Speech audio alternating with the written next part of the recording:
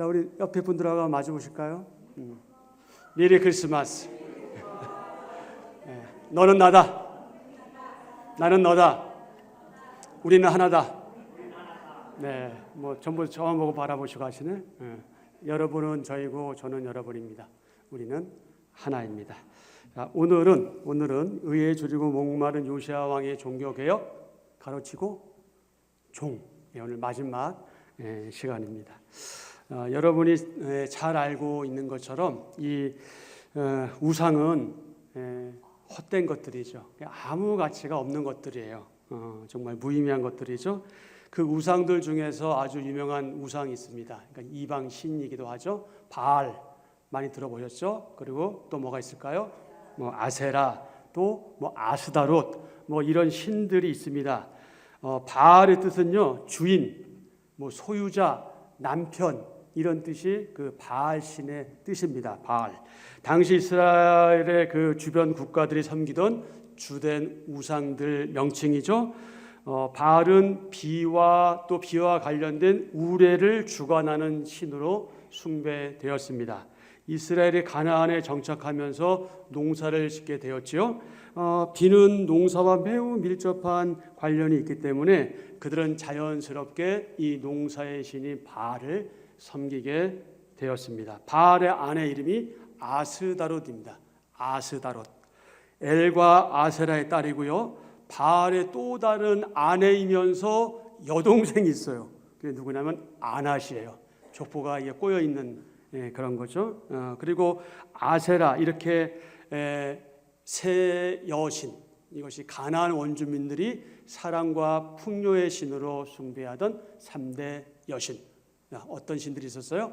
아스타롯, 아낫, 아세라 이런 것이죠. 그런데 이 가나안 지역의 3대 여신인 아스타롯, 아낫, 아세라 우상을 섬기는 제사에는 반드시 비윤리적인, 그러니까 도덕적이고 윤리적이지 않은 그런 성행위가 이루어졌다고 전해지고 있어요. 그러니까 그 신들 앞에서 그 사제들, 여사제든 뭐 남창이든 또 일반 백성 관련해서 거기서 참 우리가 상상하지 못할 그런 짓들을 하곤 했던 거죠. 이 아세라는 고대 근동 지방에서 아모리족이나 또 가나안 원주민이 숭배했던 여신에 대한 그 히브리어 명칭이기도 합니다. 아세라는 엘의 배우자요 모신, 즉 엄마신으로서 바알을 포함한 무려 70명의 어머니 신이었습니다. 이 아세라와 관련해서 하나님께서 모세에게 첫 번째 돌판을 주셨는데 그것은 모세가 깨뜨렸죠. 그래서 두 번째 돌판을 주었습니다. 그렇게 만들면서 돌판을 만들어 주시면서 돌판을 준비해 왔죠. 거기다 이제 말씀을 전하시면서 다시 언약을 세우셨는데 이때 이런 명령을 하셨습니다. 출애굽기 34장 13절. 자, 뭐라고 말씀하셔요? 너희는 도리어 그들의 제단들을 헐고 그들의 주상을 깨뜨리고 그들의 아세라상을 찍을지어다. 아멘. 요시야는 종교개혁을 단행하면서 가장 먼저 이 바알과 아세라를 섬기는 데 사용된 기구들을 성전에서 꺼내어 기드론 밭에서 불태워버렸습니다. 열왕기하 23장 4절. 왕이 대제사장과 hil기야와 모든 부제사장들과 문을 지키는 자들에게 명령하여 바알과 아세라와 하늘의 일월 성신을 위하여 만든 모든 그릇들을 여호와의 성전에서 내다가 예루살렘 바깥 기드론 밭에서 불사르고 그것들의 죄를 베델로 가져가게 하고. 아멘. 사랑의 하나님께서는 하나님의 사람들이 그분 외에 다른 거짓 신들을 섬기고 예배하는 것, 그거 되게 싫어하시죠. 물론 여러분 가운데 우상에게 막 절하거나 우상을 섬기고 예배하는 분들은 한 분도 없겠죠. 하지만 그럼에도 우리는 이 형상으로 만들어진 어떤 뭐 돌이라든지 뭐 어떤 뭐 금속이라든지 우리 보통 이제 뭐 설악산에 가도 큰 그 붙여 있는 것처럼 뭐 그런 거에 대해서 우리는 절하지 않지요. 그렇게 우상을 섬기진 않지만 엄밀한 의미에서 우리가 겉으로 보이는 우상을 섬기지 않지만 보이지 않는 우상은 혹시 우리가 예배하고 있는지도 모릅니다.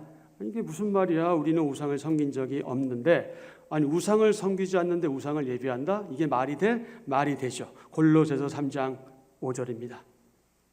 그러므로 땅에 있는 지체를 죽이라. 곧 음란, 부정, 사욕, 악한 정욕, 탐심이니. 탐심은 우상 숭배니라.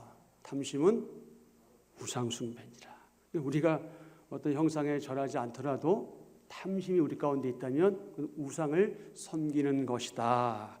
문자적으로 단순하게 생각하면요, 비록 우리가 어떤 형상에 절하거나 그것을 섬기지 않는다 하더라도 이 탐욕, 이 탐심에 물들어 있다면 우리는 이미 나도 모르게 우상을 섬기고 있는 거다. 그러니 여러분, 여기에서 자유로운 분 있습니까? 저도 자유롭지 않아요. 네, 부끄러운 얘기지만 저도 자유롭지 않습니다. 아마도 여러분은 자유로우시겠죠? 아마 우리 모두가 자유로운 사람은 없을 거예요. 왜냐? 탐심은 우상숭배라고까지 말씀하신다면 우리 가운데 탐심 없는 사람이 어디 있겠어요? 우리가 지금 하늘나라에 사는 것이 아니고 이 땅에 발을 붙이고 사는데 어떻게 우리가 탐심을 가지지 않겠냐 말이죠. 그래서 우리는 이미 우상숭배를 하고 있는 걸지도 모르는데, 일반적으로 탐심이나 탐욕 이런 것을 뭐라고 표현하냐면 지나치게, 그러니까 우리가 일반적으로 가지려고 하는 건 문제가 안 되고 지나치게, 과도하게, 분수에 넘치게 많이 가지고 많이 소유하기 위해서 내는 지나친 욕심, 과욕, 이것을 뭐라고 부른다? 이걸 탐심이라고 부른다. 일반적인 의미에서 그렇습니다. 자, 우리 말씀 세 군데 한번 확인합니다. 출애굽기 20장 17절 하나님께서 이렇게 말씀하시죠. 내 이웃의 집을 뭐하지 마라? 탐내지 말라. 내 이웃의 아내, 그의 남종, 여종, 소, 나귀, 무릇 내 이웃의 소유를 탐내지 말라. 탐내지 말라고 분명히 명시하셨어요. 분명히 말씀하셨어요. 왜 그러실까? 탐낼 수밖에 없으니까. 사람들은 탐낼 수밖에 없는 걸 하나님께 너무나 잘 아시니까, 야, 너희가 나의 백성이냐? 너희가 나의 선민이냐? 그러면 너희는 그런 삶을 살지 마. 이 말씀을 하신 거죠. 신명기 5장 21절. 내 이웃의 아내를 탐내지 말지니라. 내 이웃의 집, 밭, 남종, 여종, 소, 나귀, 내 이웃의 모든 소유를 뭐하지 말지니라. 탐내지 말지니라. 아멘. 야고보서 4장 1절, 2절, 3절입니다. 너희 중에 싸움이 어디로부터, 다툼이 어디로부터 나느냐. 다시 한번요. 너희 중에 싸움이 어디로부터, 다툼이 어디로부터 나느냐. 너희 지체 중에서 싸우는 정욕으로부터 나는 것이 아니냐. 너희는 욕심을 내어도 얻지 못하여 살인하며 시기하여도 능히 취하지 못하므로 다투고 싸우는도다. 너희가 얻지 못함은 정욕으로 쓰려고 잘못 구하기 때문이요. 구하여도 받지 못함은 정욕으로 쓰려고 잘못 구함이라. 간음한 여인들아, 세상과 벗된 것이 하나님과 원수됨을 알지 못하느냐. 그런즉 누구든지 세상과 벗이 되고자 하는 자는 스스로 하나님과 원수가 되는 것이니라. 아멘. 아멘. 여기서 자유로울 사람들은 없지만 자유로울 수 없다는 것이 우리가 합리화될 수도 없고 정당화될 수도 없습니다. 우리는 하나님께서 말씀하시는 바대로 나아가야 되겠죠. 이런 욕심과 탐욕과 탐심이 무엇이다? 그게 바로 우상숭배다. 그게 우상숭배다. 그런데 우리는 가끔 이럴 때 있죠. 우리 가운데 좀 더 연약한 지체들, 그러니까 지금 우상숭배라고 표현했지만 사실은 그 연약한 지체들이 여기에 포함되는 거예요. 연약한 지체들을 바라보면서 우리는 손짓하잖아, 손가락질 하잖아. 근데 손가락질 하는 자체가 바로 자기를 정죄하는 거거든요. 여러분, 우리가 가끔 그런 경우가 있어요. 누군가 나와서 기도할 때, 기도 참 잘한다. 아이고 말은 잘해. 그런데 여러분, 웃긴 게 뭔지 아세요? 사실 웃긴 건 아니야. 어떤 슬플 수 있어. 자기도 똑같이 평가받는다는 거예요. 왜 우린 이걸 못 깨닫죠? 그러니 어떻게 해야 되겠어요? 비록 그분이, 그 지체가 내 마음에 들지 않더라도 그가 앞에서 나와서 기도할 때 그것이 옳은 내용이라면 우리는 어떻게 해야 되는 거예요? 아멘 해야죠. 그 사람이 좋고 싶은 문제가 아니라 그의 마음이 지금 온전히 하나님께 드려지고 있구나라고 생각해서 거기에 동참하고 동의하고 그래서 아멘하는 거잖아요. 아이고 야 똑바래 너나 잘 살아. 그리고 자기도 나와서 어때? 똑같은 전체를 받고 있잖아요. 우리가 언제까지 이런 어리석은 일에 빠지겠습니까? 그렇게 우상 숭배를 한다든지 탐심을 부린다든지 욕심을 낸다든지 조금 우리가 보기에 약간 좀 저건 아닌데 할지라도 그것에 대해서 우리가 지나치게 자꾸 지적하는 자세나 판단하거나 정죄하는 자세는 이제 그만. 저는 이런 일들이 2024년도 12월 31일 이전에 그냥 오늘로 다 끝냈으면 좋겠다. 그냥 정말 끝냈으면 좋겠어요. 왜 우리가 그런 소모전을 벌여야 됩니까? 하나님의 사람들이 우리가 할 일이 얼마나 많은데 우리가 영적이고 거룩하고 우리의 신앙이 성장하고 정말 행복하고 기쁘게 살아갈 일이 얼마나 많은데 왜 그런 것들에 매여가지고 희시비비하고 그렇게 맨날 도토리 키재듯이 하고 있냐 말이죠. 탐심, 탐욕, 욕심, 우상숭배다. 바울이 시작한 부도덕한 음란, 불결한 부정, 성적인 죄, 사욕, 악한 정욕, 그리고 특히 탐심은 하나님의 원함이 아니라 누구의 원함이다? 나의 원함이다.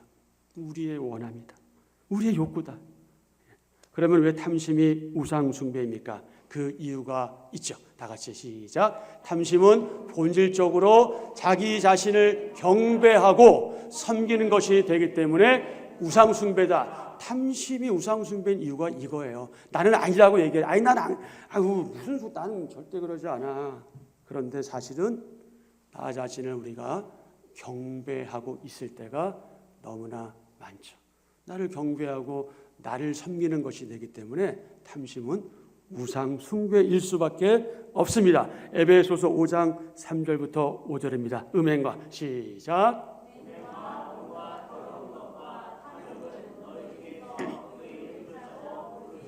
잠깐만요. 뭐라고요?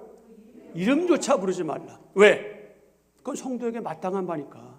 4절. 누추함과 어리석은 말이나 희롱의 말이 마땅치 아니하니 어떡하라고요?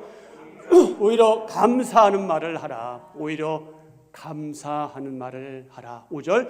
너희도 정녕 이것을 알거니와 음행하는 자나 더러운 자나 탐하는 자 곧 우상숭배자는 다 그리스도와 하나님의 나라에서 기업을 얻지 못하리니. 아멘. 무서운 말씀이죠. 우리가 하나님 나라의 기업을 얻지 못하면 어떡하겠어요? 이것처럼 허무한 게 어디 있습니까? 우리가 당연히 그 기업을 얻는 줄 알고 지금 믿음 생활, 교회 생활, 신앙 생활을 하고 있는데 저런 일 때문에 우리가 받지 못한다면 이것보다 억울한 일도 없고 끔찍한 일도 없겠죠. 하지만 우리가 이런 말씀을 잘 알고 있음에도 불구하고 여전히 지역교회 교인들 가운데 이 모든 것의 시작이라고 할 수 있는 이 십계명, 하나님의 10가지 계명의 첫째 계명을 범하고 살고 있는 사람들이 생각보다 많이 있는 것처럼 보입니다. 하나님께서 말씀하셨죠? 명령하셨죠? 너는 나 외에는 다른 신들을 내게 두지 말지어다. 두지 말라. 나 외. 그렇게 명령하셨는데 그때나 지금이나 사람들은 하나님과 다른 신을 동시에 섬기고 있습니다. 많은 사람들이 그러하죠. 지역교회 지체들 가운데서 적지 않은 그리스도인이라 불리는 사람들이 우상을 겸하여 섬기면서 하나님을 마치 우상처럼 섬기기도 합니다. 사실 그럴 수밖에 없는 이유가 있어요. 그 이유가 뭐냐? 그건 중요한 이유인데요. 현대 사회에 있어서 가장 지독한 우상이 있는데 그 우상이 누구냐면 바로 나이기 때문에 그래요. 이건 정말 이거 끊을 수가 없어요. 그래서 어떨 때 저도 개인적으로 정말 주님 빨리 오시면 좋겠다. 왜? 이 나의 자아가 너무 못나서 자꾸 하나님 원하시는 바대로 그렇게 나아가고 싶은데 자꾸 그렇지 못하게 이 내 자아가 가로막고 힘들게 하기 때문에 더 이상 범죄하지 않기 위해서 주님 빨리 오시면 좋겠다. 그렇게 저 기도할 때가 있는데 아마 여러분 가운데도 그렇게 기도하시는 분들이 있을 줄 압니다. 나라는 우상, 교만한 자기 숭배, 지나친 자기 사랑, 하나님을 우상처럼 섬기는 그릇된 행태, 이 모든 것이 무엇이다? 그것이 우상 숭배다.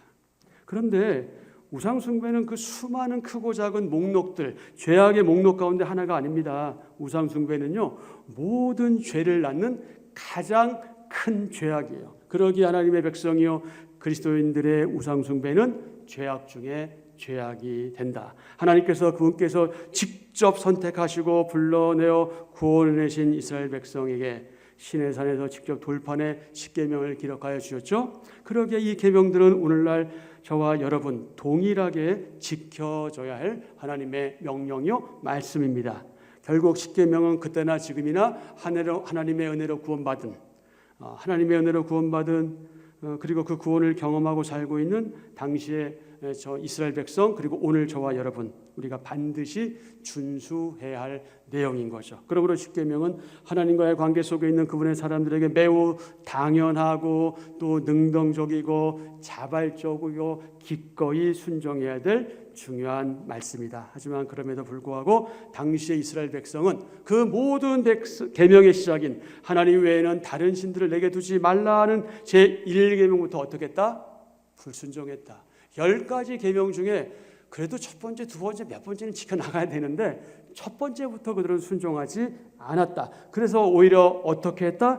어리석게도 그들은 하나님을 무시했죠. 하나님을 믿는다고 말하지만 하나님을 무시하는 삶을 살아갔습니다. 그분과 관계없는 주변 국가의 사람들이 믿고 섬기는 다른 신들인 그야말로 그 보이는 우상들을 하나님 옆에 두고 동시에 경배하고 예배했습니다. 도대체 왜 그랬을까요? 도대체 왜 그랬을까? 지금 우리의 시각으로 볼 때는 잘 이해가 되지 않지만 이보다 더 안타까운 사실이 있습니다. 그것이 무엇입니까? 이런 질문을 똑같이 불러일으키는 모습을 현대 지역교회 지체들 안에서도 발견할 수 있다는 겁니다. 자, 그러면 지금도 여전히 당시의 어리석은 이스라엘 백성처럼 교회 안에 믿음의 사람들이 이 우상 숭배의 매력을 느끼는 이유가 무엇일까요? 그 이유 중 하나는 하나님으로부터 공급되는, 하나님으로부터 내려오는, 하나님으로부터 얻을 수 있는 것을 바로 우상으로부터 얻을 수 있을 것이라는 잘못 기대 심리 때문에 그렇습니다. 이는 하나님께서 소유하고 계신 존귀와 위엄과 능력과 그 아름다움을 우상이 줄 것이라고 잘못 믿고 있는 거죠. 비그리스도인들은 말할 것도 없고 성도라 불리는 사람들까지도 이렇게 유한하고 일시적이며 거짓된 존귀와 위엄과 능력과 아름다움을 우상에게서 기대하며 급기야는 자기 자신 안에서 보려고 함으로써 결국 자신을 어떻게 하는 거다? 우상으로 섬기게 되는 거다. 오늘날 일단의 그리스도인들이 창조주여 주권자이시며 구원의 주님이신 하나님께서 예수 그리스도 안에서 그분 자신, 하나님 자신을 드러내셨음에도 불구하고 믿는다고 입으로는 혀로는 말을 하지요. 하지만 그들 대부분은 하나님 곁에 탐심에 따른 우상을 두고 섬기고 예배함으로써 점점점 자기도 모르게 그 우상을 닮아가죠. 그래서 그들은 생기가 없어요. 생기가 없을 수밖에 없죠. 생각도 지식도 총명도 상실해 갑니다. 어리석고 공허하고 허무해하죠. 그런 그들이 더욱 집착하면서 하나님 곁에 두고 동시에 겸하여 섬기는 우상들과 관련된 중요한 키워드들이 있어요. 매우 중요하게 여기는 요소들이 있어요. 그것이 무엇입니까? 무엇보다 성공이에요. 성공이 나쁜 걸까요? 성공 자체가 나쁜 거 아니에요. 성공해야죠. 근데 하나님을 제외한, 하나님과 관계없는 성공, 그것을 추구하죠. 돈. 세 번째 뭡니까? 성취. 네 번째 사랑.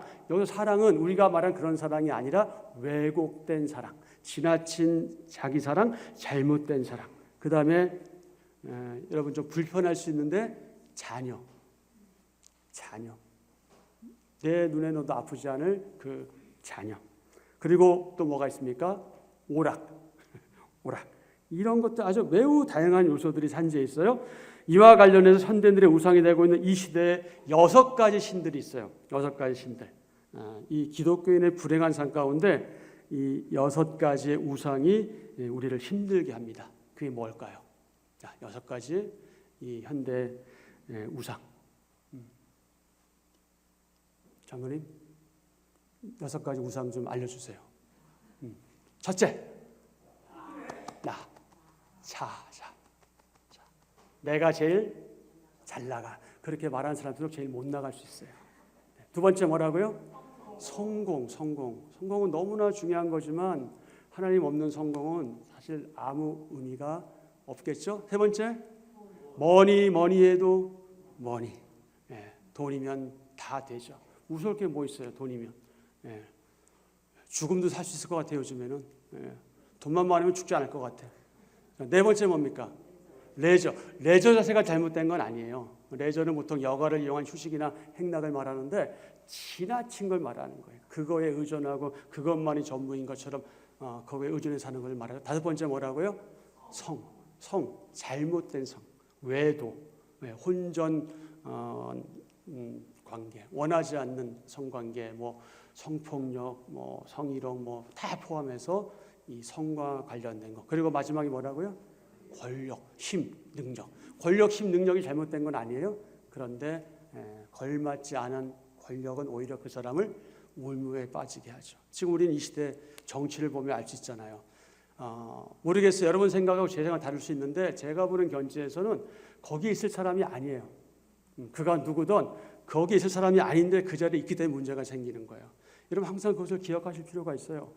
모든 게 마찬가지입니다. 우리가 있을 자리에 있어야 그 사람이 빛나는 건데 있지 않아야 될 그 자리에 있을 때 반드시 문제가 터지게 돼 있습니다.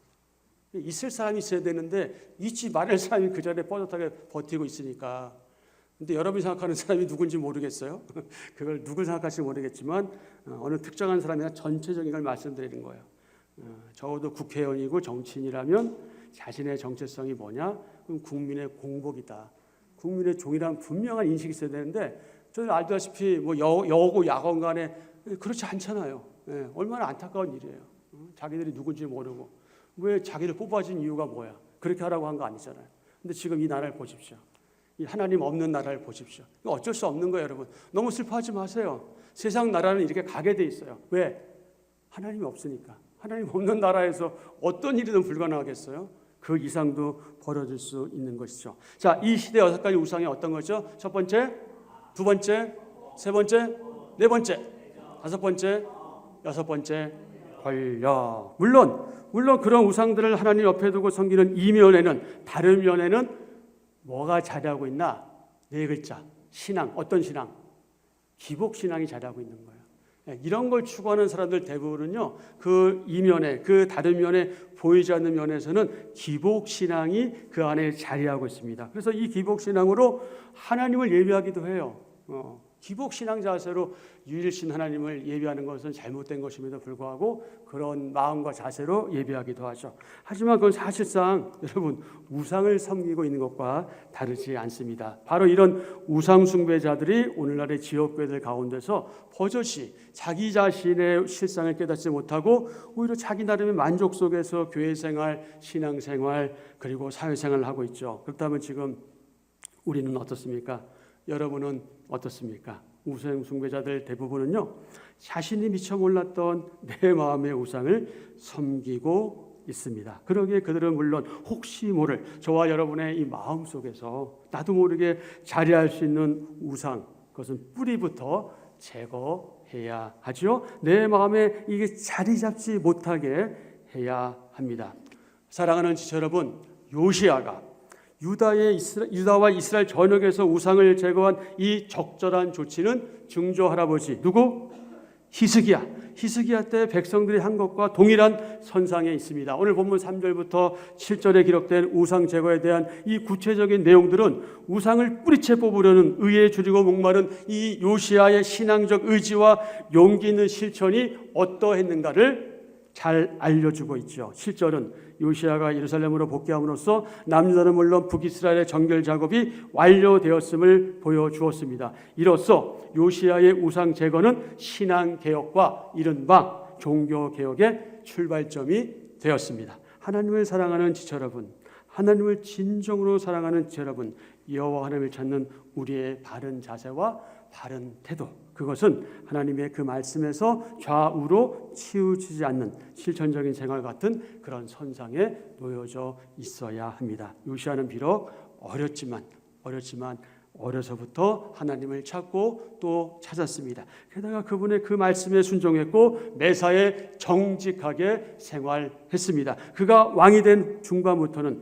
이스라엘 전역에서 우상을 제거하고 척결했습니다. 그리고 바로 이어 성전을 보수했습니다. 요시야를 통해 정결하게 회복된 땅과 또 보수된 성전은 하나님과 이스라엘이 복된 관계를 회복하는 그런 기초와 발판이 되었죠. 사랑하는 지체 여러분, 우리는 지금까지 의에 줄이고 목마른 요시야 왕에 대해서 반복해서 확인했습니다. 그렇다면 저는 물론 특히 여러분은 지금까지 이 요시야의 종교 개혁을 확인하면서 그리고 살펴보면서 여러분 어떤 도전을 가지셨습니까? 그리고 어떤 결단을 하십니까? 어떤 다짐을 하십니까? 그리고 또 하나의 질문, 새로운 한 해 하나님께서 우리에게 허락하실 그 새해 2025년 그 해에 여러분은 하나님 앞에서 어떻게 살기로 작정하십니까? 의에 줄이고 목말라 하는 사랑하는 지체 여러분, 요시야처럼 더욱더 의에 목말라 하는 그런 저와 여러분 되기를 축복합니다. 아멘.